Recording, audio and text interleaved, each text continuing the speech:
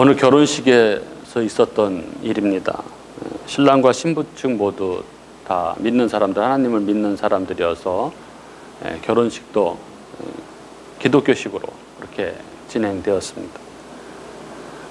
사회자가 축사를 읽게 되었는데 어떤 분이 보내신 은혜로운 축사 그 말미에 요한일서 4장 18절 이렇게 적혀 있었다고 합니다. 그래서 사회자는 그 성경 구절을 찾아서 읽어야겠다는 생각에 요한 4장 18절을 낭독해 드리겠습니다 이렇게 말했습니다. 축사의 말미에 적혀 있던 요한일서 4장 18절은 우리가 너무나 잘 아는 사랑 안에는 두려움이 없고 온전한 사랑이 두려움을 내어쫓나니 뭐 그 구절인데요. 그런데 그만 사회자가 실수로 요한 1서 4장 18절을 읽어야 되는데 요한복음 4장 18절을 읽고 만 것입니다. 거기에는 이렇게 적혀 있었습니다. 내게 남편이 5 있었으나 지금 있는 자는 내 남편이 아니니 내 말이 참되도다. 지난 목요일 저녁에 아내하고 딸이 소파에서 머리를 맞대고 핸드폰으로 이 영상을 보면서 배꼽이 빠지라 웃고 있었는데 저는 이것을 보면서 그래 이번 주 설교를 진짜 메시지를 바꿔야겠구나 이런 생각을 하게 되었습니다. 왜냐하면 그날 목요일 날 우연히 몇 가지 일이 이렇게 겹쳐서 발생을 했습니다. 그래서 고민을 하고 있었거든요. 그날 아침 일찍 목사님 잘 계신가요? 이런 카톡 이게 딱 떴는데 오랫동안 연락이 없으셨던 지인으로부터 온 카톡이었는데 그 두 번째 카톡은 아주 장문의 카톡이었습니다. 카톡의 내용은 그런 거였습니다. 코로나로 교회도 못 가고 계속 온라인 예배를 드리고 있습니다. 근데 언니 부부가 믿음이 많이 흔들리고 있다는 거예요. 그래서 교회에 대한 불신도 깊어지고 아주 많이 흔들리고 있어서 뭐 교회를 떠날까 막 이런 고민을 한다는 거예요. 온라인 예배를 드리면서 자기 신앙생활을 되돌아보게 되었는데 뭔가 속은 것 같은 그런 느낌이 든다는 거죠. 이 코로나에 대처하는 몇몇 교회들을 보면서 실망도 크고 또 목사님들에 대한 막 그런 생각들 때문에 그런 마음이 들었다는 거예요. 그래서 나중에 이제 통화를 했는데 그분도 코로나 때문에 교회도 못 가고 예배도 온라인으로만 드리니까 이게 이 신앙생활이 엉망이다 이런 얘기를 합니다. 그래서 신앙생활이 엉망이 된 가장 중요한 요인이 온라인으로 예배를 제대로 못 드리고 온라인으로 예배를 드리기 때문이다 이렇게 이야기를 하고 있는 것이죠. 그리고 지난주에 제가 말씀드렸던 그 코로나 때문에 어머니를 잃으신 그분도 온라인으로 예배 드리는 것 때문에 어떤 죄책감을 가지고 있지 않았습니까? 자기가 온라인으로 예배를 드리기 때문에 제대로 예배를 안 드리기 때문에 하나님께 벌 받은 게 아닌가 이런 생각을 했던 거죠. 근데 그날 또 우리 이 옆집 사는 현준 씨가 이제 커피를 사러 왔는데 요즘 어떠냐고 그랬더니 안 좋대요. 뭐 다 안 좋죠. 지금 자영업자들이 다 안 좋은데 너무 안 좋아서 뭐 부부간에도 다툼도 자주 있고 그렇다고 얘기를 하면서 예배를 못 드리고 온라인으로 예배를 드리니까 모든 게 다 그냥 이렇게 막 신앙생활이 다 엉망인 것 같다고 그렇게 얘기를 해요. 그래서 어떻게 다잡아 보려고 성경 통독을 시작했다 뭐 이런 얘기를 해서 제가 잠깐 좀 얘기를 나누었는데요. 그런 일들을 겪으면서 이 예배에 대해서 많은 사람들이 이렇게 뭔가 이렇게 좀 오해를 하고 있구나 이런 생각을 했습니다. 그래서 이 예배에 대해서 어떻게 좀 한번 설교를 할까 이런 생각을 하고 있었는데 저녁에 아내하고 딸이 그 영상을 보는 걸 보면서 세 번째 아닙니까? 따지고 보면 세 번 동일한 일이 벌어지는 것은 하나님의 어떤 메시지인 것처럼 느껴져서 본문을 바꾸게 된 거죠. 그래서 오늘 우리가 계속해서 복음 설교를 해왔었는데 이제 23강을 할 차례였었는데 오늘 예배에 대해서 말씀을 나누려고 합니다. 오늘 그래서 본문을 요한복음 4장 20절부터 24절 이렇게 잡았는데 본문을 한번 보도록 하겠습니다. 오늘 이 본문 앞에 문맥을 먼저 한번 보면 예수님께서 유대를 떠나서 이 갈릴리로 가실 때 수가성 한 우물가에서 물 기르러 온 한 여자를 만나죠. 그래서 그 여자에게 물을 좀 달라고 하십니다. 그때가 정오였습니다. 정오. 그러자 그 여인은 당신은 유대인인데 어찌 사마리아인인 나한테 물을 달라고 하십니까? 그렇게 이야기했죠. 왜냐하면 유대인은 사마리아인들하고 상종을 하지 않기 때문에 그런 것이죠. 그러자 예수님께서 내가 만일 내게 물을 달라고 하는 이가 누구인지를 알았더라면 그에게 구하였을 것이다. 그러면 그가 생수를 내게 줬을 것이다. 이렇게 이야기를 하죠. 그러자 그 여자가 여기는 물 기를 그릇도 없고 우물이 이렇게 깊은데 생수를 어디서 얻겠습니까? 이렇게 이야기를 합니다. 그러자 예수님께서 이 물을 마시는 자는 다시 목마르려니와 내가 주는 물을 마시는 자는 영원히 목마르지 아니하리니 내가 주는 물은 그 속에서 영생하도록 솟아나는 샘물이 되리라. 이렇게 말씀하십니다. 그렇게 만난 이 사마리아 여인과 이 영원히 목마르지 않은 생수 이야기를 하시다가 예수님께서 갑자기 그 여자를 보고 이렇게 얘기를 하시죠. 가서 내 남편을 불러오라. 그러자 이 여자가 저는 남편이 없습니다. 이렇게 이야기를 합니다. 그러자 예수님께서 내가 남편이 없다고 하는 말이 옳다 하시면서 그 앞에 얘기했던 그 우스갯소리가 여기서 나오는 거죠. 우스갯소리가 아닌데 이제 우스갯소리가 돼버렸는데 18절에 너에게 남편이 5 있었고 지금 있는 자도 내 남편이 아니다. 이렇게 이야기를 하시죠. 그런데 이 대화 이후 곧바로 이어지는 본문, 오늘 우리가 이 본문으로 삼은 이 본문에는 주제 전환이 일어납니다. 그러니까 다른 주제로 넘어가는 거죠. 여인이 갑자기 20절에 이렇게 이야기합니다.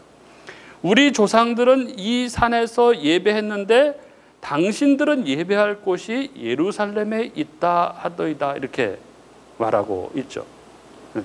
왜 이 여인은 이 생수와 남편에 대한 이야기를 하다가 갑자기 예배에 대한 이야기로 이 주제를 바꾼 것일까요? 부끄러운 자기 삶이 들켜서 갑자기 주제를 다른 데로 돌리려는 것일까요? 아닙니다. 이 여인은 이 생수와 남편에 대한 이야기를 하는 중에 이 여자가 예배에 대한 이야기로 갑자기 이야기를 꺼낸 것은 그가 자신의 삶이 부끄러워서 주제를 다른 데로 돌리려고 한 것이 아닙니다. 그가 이런 질문을 한 이유가 있습니다. 우리는 이 여인이 갑자기 예배라는 주제를 말하게 된 그 직접적인 동기를 우리는 19절에서 찾을 수 있습니다. 여자가 이르되 주여 내가 보니 선지자로소이다. 이 사마리아 여인이 예배라는 주제를 꺼내게 된 직접적인 이유는 그녀가 이 예수님하고 이렇게 대화를 하는 중에 이분이 보통 분이 아니라는 것을 알게 된 거죠. 예사분이 아니라는 것을 알게 된 것입니다. 그래서 마음속에 늘 자기가 가지고 있던 질문, 그 질문, 바로 이 예배에 대한 질문을 하게 된 것입니다. 그렇기 때문에 지금 그녀가 묻고 있는 이 예배라는 주제는 그녀가 늘 마음속에 품고 있던 그런 주제, 아주 그녀 삶에 있어서 아주 중요한 그러한 주제였던 것입니다. 이것은 지금 이 여인이 처해 있는 이 상황, 그러니까 이전에 5명의 남편이 있었고 또 지금 다른 남자와 살고 있는, 그래서 사람들이 아무도 다니지 않는 근동 그쪽 예루살렘 이쪽은 정오에는 너무 뜨거워서 뭐 사람들이 다니질 않죠. 근데 이 여자는 지금 정오에 물을 길러 온 거는 사람들이 없는 시간에 온 거거든요. 사람들을 피해서 온 거죠. 이렇게 살아가는 그녀의 삶의 그 근본적인 이유가 무엇인지를 보여주는 아주 좋은 설명이 되는 것입니다. 말하자면 그녀는 그 삶의 절박한 상황에 처해 있었지만 사실 그 문제는 근본적으로 예배에 대한 문제였다는 것입니다. 사람은 저마다의 삶을 살아가고 세상 속에서 역할도 있고 사람들과의 관계도 있습니다. 그런데 여러분, 우리가 분명히 알고 기억해야 할 사실이 있습니다. 그것이 뭐냐 하면 사람의 모든 문제의 근원은 사실은 하나님과의 관계에 있다는 것입니다. 앞서 우리가 이 온라인 예배의 문제로 인해서 이 신앙이 흐트러진 것을 이렇게 토로했던 그분들의 이야기는 사실 그들이 자기의 이 무너진 신앙의 원인을 예배에서 찾았다는 것은 어찌 보면은 굉장히 통찰력 있고 직관력 있는 그런 것이었다고 생각이 듭니다. 인간 관계에 모든 문제들, 모든 갈등들, 그 핵심에는 하나님과의 관계가 자리하고 있습니다. 인간관계의 모든 갈등은 하나님과의 관계, 그 화평의 관계가 깨진 데서 나오는 아주 파괴적인 부산물이라고 말할 수 있습니다. 하나님 안에서 이 죄가 들어오기 이전에는 인간들에게는 그런 갈등 관계는 없었습니다. 그리고 모든 갈등이 사라지고 그 마지막 하나님 나라에서도 그런 것들은 있을 수가 없는 것이죠. 그런데 우리들에게는 갈등이 있습니다. 관계에서 오는 아픔과 슬픔들이 있습니다. 왜냐하면 사람의 관계를 지배하는 핵심이 하나님과의 관계에 기초하고 있기 때문에 그렇습니다. 이것은 아주 진리입니다. 이 실로 인생사의 모든 문제의 원인은 우리의 모든 근원이 되시는 이 하나님과의 관계가 비틀어진 것에서부터 오게 되는 것입니다. 그러므로 인류의 모든 문제의 근원은 사람이 하나님을 어떻게 예배하는가에 달려있다고 말할 수 있습니다. 그렇게 이 사마리아 여인이 뜬금없이 예배의 이야기를 꺼낸 것은 이 여인이 자기의 이 프라이버시가 침해를 당한 것이 싫어서 갑자기 주제를 옮긴 것이거나 혹은 굉장히 똑똑한 랍비를 만나서 그가 좀 어려운 질문을 한 뭐 그런 이야기가 아닌 것이죠. 그녀는 지금 아주 적극적으로 자기 삶에 있어서 가장 중요한 그 문제에 대해서 질문을 하고 있는 것입니다. 왜냐하면 우물가에서 만난 그분과 대화를 하면서 그분이 보통 분이 아니라는 것, 참 선지자라고 그가 느꼈기 때문에 마음속에 있던 것을 질문을 한 것입니다. 이 여인은 그의 삶 가운데 하나님 앞에 예배를 통해서 바르게 서고자 했던 그런 열망이 있었던 것 같습니다. 그런데 그는 늘 혼란스러웠던 거죠.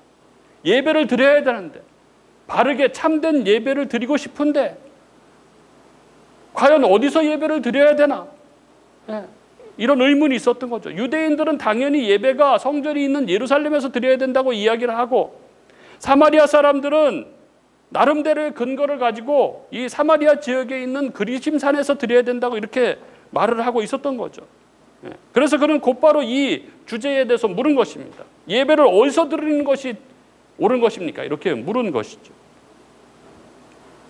그러면 예수님께서는 이 사마리아 여인의 이 질문에 대해서 무엇라고 대답하셨을까요? 예수님께서는 이 예배에 관해서 이 여인의 질문에 대해서 21절에 이렇게 말씀하십니다. 여자여, 내 말을 믿으라. 이 산에서도 말고 예루살렘에서도 말고 너희가 아버지께 예배할 때가 이르리라. 예수님께서는 예배는 장소의 문제가 아니라고 말씀을 하십니다. 오히려 예수님께서는 21절에서 이 참된 예배의 요소는 어떤 때가 올 때 이루어지는 것이라고 말씀하고 계십니다. 이 산에서도 말고 예루살렘에서도 말고 너희가 아버지께 예배할 때가 이르리라.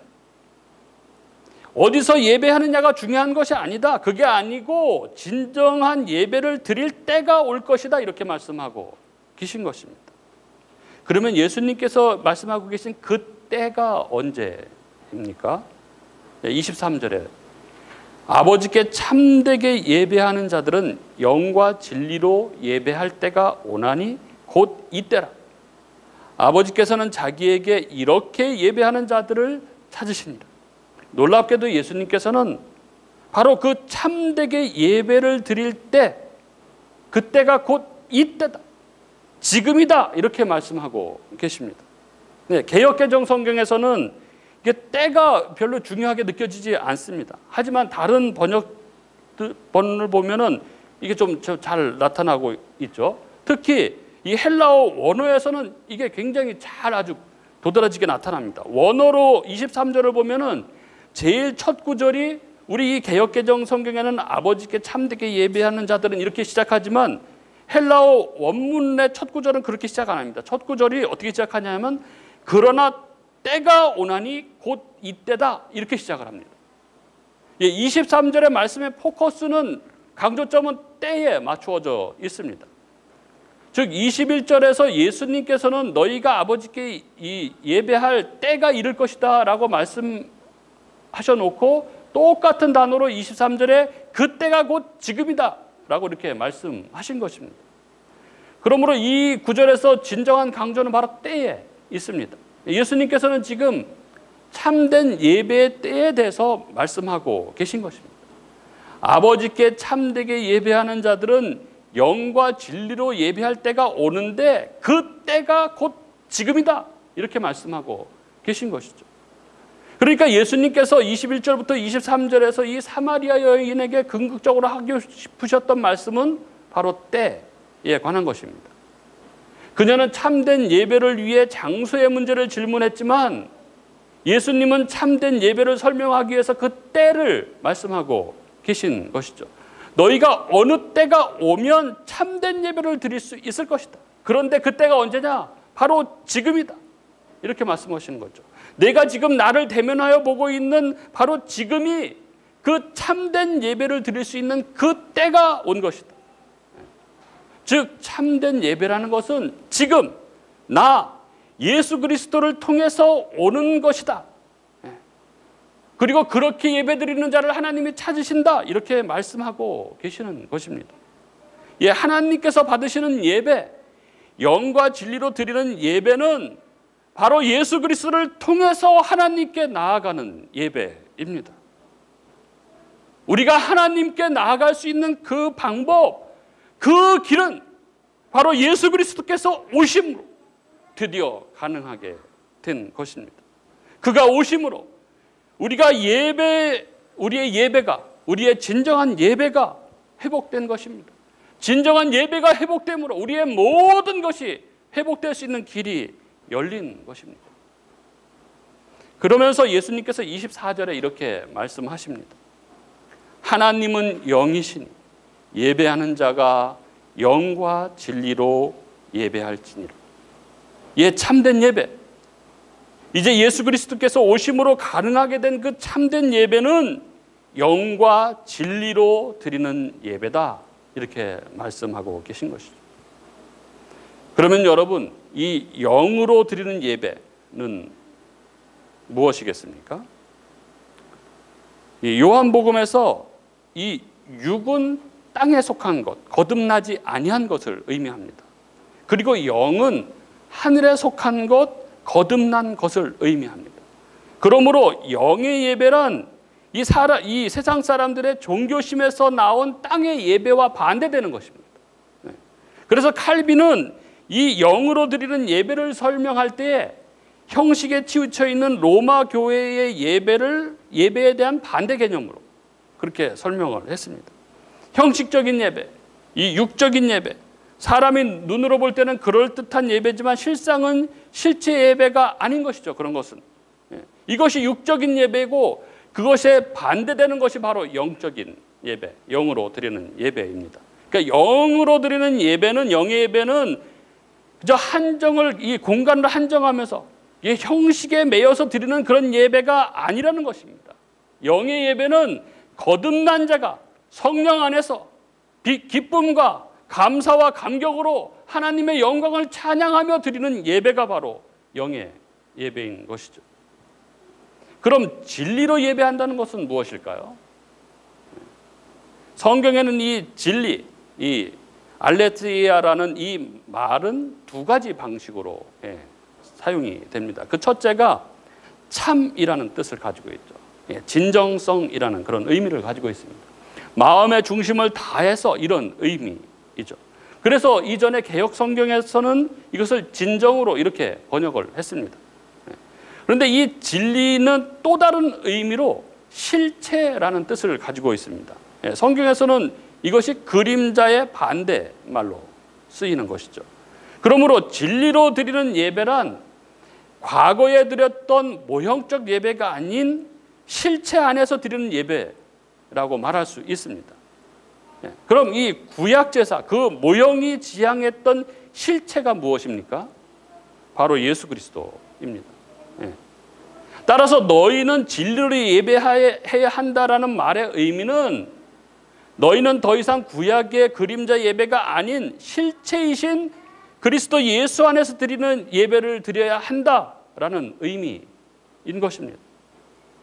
우리는 이제 더 이상 이 구약의 제사를 통해 하나님께 나아가지 않습니다. 예수 그리스도를 통해 나아갑니다. 모형이 아닌 실체로서의 예배, 우리 주님을 통해서 참된 예배로 나아가는 것이죠. 그러므로 영과 진리로 드려지는 예배는 우리가 마음을 다해서 진정으로 하나님 앞에 서서 드리는 예배고, 이는 곧 예수 그리스도 안에서 하나님께 나아가는 예배를 의미합니다. 그래서 예수님께서는 참된 이 예배를 설명하심에 있어서 21절, 23절의 그 때를 강조하셨던 것입니다. 참된 예배는 어디서 드리냐의 그런 장소의 문제가 아니라는 것이죠. 참된 예배는 예수께서 오심으로 드디어 하나님께 나아갈 수 있게 된 하나님이 받으시는 예배인 것입니다. 그것은 형식적으로 드리는 예배가 아니라 성령으로 드려지는 예배요, 그것은 진리, 즉 예수 그리스도 안에서 드려지는 예배입니다. 그렇습니다. 하나님이 받으시는 예배는 영과 진리로 드려지는 예배입니다. 하나님은 영이시기 때문에 그렇습니다. 하나님은 오로지 예배당에만 계신 분이 아닙니다. 온라인이든 오프라인이든 어느 곳이든 하나님에게는 제한이 없습니다. 하나님은 편재하신 분이시죠. 따라서 예배는 우리 각자가 서 있는 곳, 우리 각자에게 허락된 그곳에서 하나님께 진정으로 나아가면 되는 것입니다. 우리의 삶의 현장에서 내 안에 계신 성령으로 말미암아 성전된 우리들이 서 있는 그곳에서 하나님 앞에 나아가는 것, 그것이 바로 예배입니다.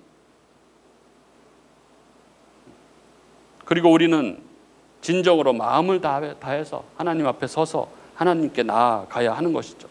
그림자가 아닌 실체, 즉 예수 그리스도 안에서 하나님께 나아가야 합니다.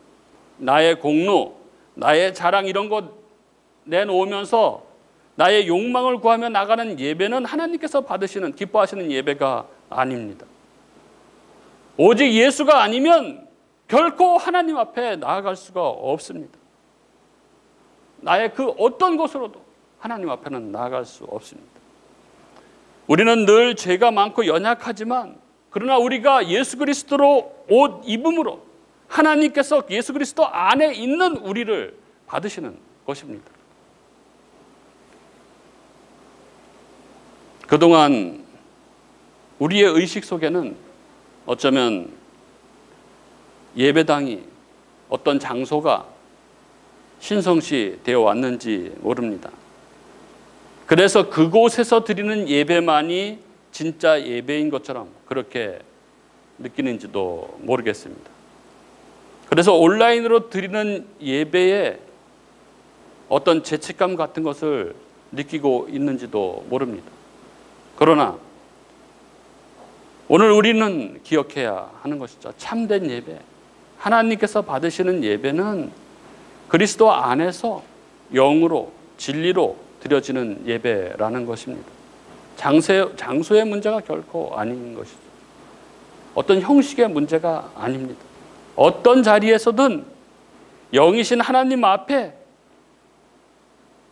진실되이 서서 오직 예수 그리스도 그 십자가 붙들고 나아가는 것, 그것이 바로 예배입니다. 오늘 우리가 다시 이렇게 대면 예배를 드리게 되었지만 우리는 언제 또다시 비대면 예배 가운데 들어갈지 모릅니다. 아니, 대부분의 전문가들은 이제 코로나 이전으로 돌아가는 것은 불가능하다, 이렇게 진단합니다. 많은 전문가들이 교회가 이제 코로나19 이전으로 돌아갈 수 없다고 말하는 분명한 두 가지 이유가 있습니다. 그 첫 번째가 뭐냐면 이제 이 언택트 사회는 뉴 노멀이 되었다는 것입니다. 이것이 이제는 일상이 되었다는 것이죠. 코로나19가 끝나도 다른 바이러스 팬데믹이 온다는 것입니다. 이전에는 그런 이 아주 이렇게 심각한 문제를 일으키는 이런 바이러스들이 국지적인 문제였다는 것이죠. 그 지역에서 발생했다, 그곳에서 소멸을 되고 말았는데, 지금은 기술의 발달로 온 세계가 하나로 연결되어 있어요. 땅으로, 하늘로 뭐 다 일일 생활권으로 다 연결되어 있어가지고 한 곳에서 발생한 이 바이러스의 문제는 순식간에 전 세계의 문제로 변화된다는 것이죠. 그냥 바로 팬데믹이 된다는 것입니다. 그리고 이러한 가능성을 가지고 있는 바이러스가 수백 개가 존재하고 있다는 것입니다.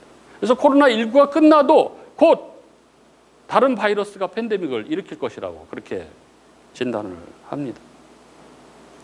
그리고 교회가 코로나19 이전으로 돌아갈 수 없는 또 다른 중요한 이유를 사람들이 이야기합니다. 그게 뭐냐면 이제 사람들이 온라인 예배의 묘미를 맛봤다는 것입니다.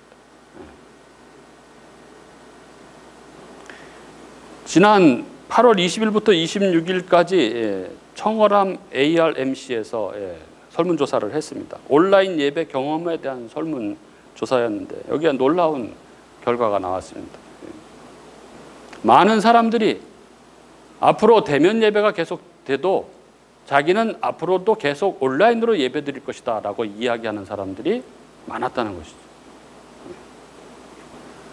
온라인으로 드리는 예배가 예배 같지 않아, 이렇게 얘기하는 사람들이 한 70% 됐지만 23%의 사람들은 이게 이렇게 드려보니까 너무 좋다, 나는 앞으로도 계속 이렇게 드릴 것이다 했던 사람들이 23%였다는 것입니다.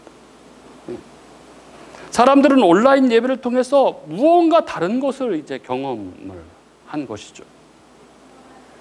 코로나19 팬데믹은 이 신앙의, 믿음 생활에 엄청난 위기 혹은 변화를 몰고 왔습니다. 지금은 완전히 다른 세상이 된 것이죠. 그러나 역사적으로 증명된 사실은 뭐냐 하면 위기는 항상 새로운 기회를 동반한다는 사실입니다. 하나님은 항상 심판의 역사 속에서 새로운 구원의 역사를 이뤄 오셨죠. 제가 관영했던 세상을 심판하실 때 노아를 구출해 내셨던 것처럼, 바벨탑을 무너뜨리고 다 심판하실 때에 아브라함을 준비하셨던 것처럼 그런 것이죠. 그러면 지금 무슨 기회가 다가오고 있을까요? 제가 생각하기에는 지금 다가오는 새로운 기회는 진정한 것들이 진정한 것으로 드러나는 기회입니다. 이제는 본질만이 참된 것으로 본질을 추구하는 시대가 돌아오는 그런 기회라고 생각이 듭니다. 이제 예배도 본질의 예배가 살아남게 될 것입니다. 장소, 외형, 형식, 이것이 아니라 본질로 드려지는 예배인 것이죠. 그런 면에서 저는 예배에 있어서도 신앙에 있어서도 가정의 역할이 더욱더 중요해지고 커질 거라고 생각이 듭니다. 예, 가정 예배가 중요하고 가정에서의 신앙 교육이 더욱더 중요한 시대가 될 것입니다. 그리고 교회 또한 저는 변화의 바람이 세차게 불어올 것이라고 그렇게 예상합니다. 언택트 시대를 주도할 새로운 교회들이 등장을 할 것입니다. 기존 교회를 대체할 것입니다. 교회는 외형의 크기가 아니라 예배당의 크기가 아니라 본질을 추구하는 교회들이 새로운 시대를 주도하게 될 것이라고 저는 그렇게 생각합니다. 하나님께서 그런 교회들을 세워나갈 것이라고 저는 그렇게 믿습니다. 우리는 시대가 바뀌었음을 인정해야 합니다. 그리고 이 바뀐 시대 속에서 우리는 무엇이 중요한지를 확인하고 그 본질을 추구하며 나아가야 한다고 생각합니다. 저는 우리 교회가 이 새로운 시대에 하나님의 뜻을 바로 쫓는 그런 교회가 되기를 기도합니다. 각자에게 주어진 자리에서 영과 진리로 하나님을 예배하며 세상 속에서 사람들 속에서 복음으로 살아가며 그리해서 하나님을 증거하는 교회로, 그런 교회로 굳게 세워져 가기를, 그런 저와 여러분이 되기를 저는 간절히 기도합니다.